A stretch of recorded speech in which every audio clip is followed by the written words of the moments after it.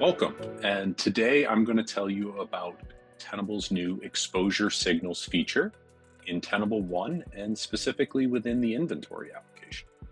So first and foremost, what is an exposure signal? Well, an exposure signal is really a combination of risks that could make any weaknesses potentially more dangerous to your business. This allows us to really gain visibility into some of the most critical risk scenarios that could exist in your environment. Things like Active Directory devices not scanned by Tenable Vulnerability Management, admin accounts that haven't changed their password for over a year, maybe even global administrator accounts without a registered MFA method. The one I'm going to focus on most here for the next few moments is this exposure signal. This is highlighting accounts that have a password that has been compromised, but is still connecting to hosts inside of my environment. And you can see here, I'm still leveraging the same advanced query function that we have built directly into Tenable One's inventory application. So everything that I've leveraged there is still here. I can drill into asset inventory to understand all of the assets that exist as it relates to this exposure signal if I needed to dive in and get more details. Although I can see my assets down here as well that fall within this exposure signal.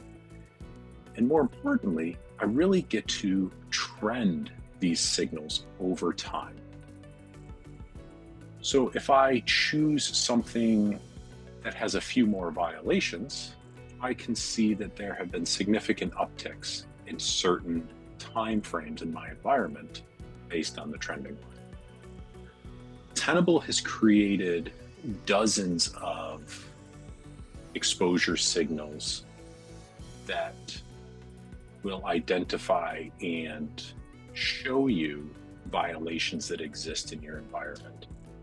More importantly, we give you the opportunity to create custom exposure cards as well. Again, leveraging that same advanced query engine. The last thing I'll cover around exposure signals is this isn't just within exposure signals.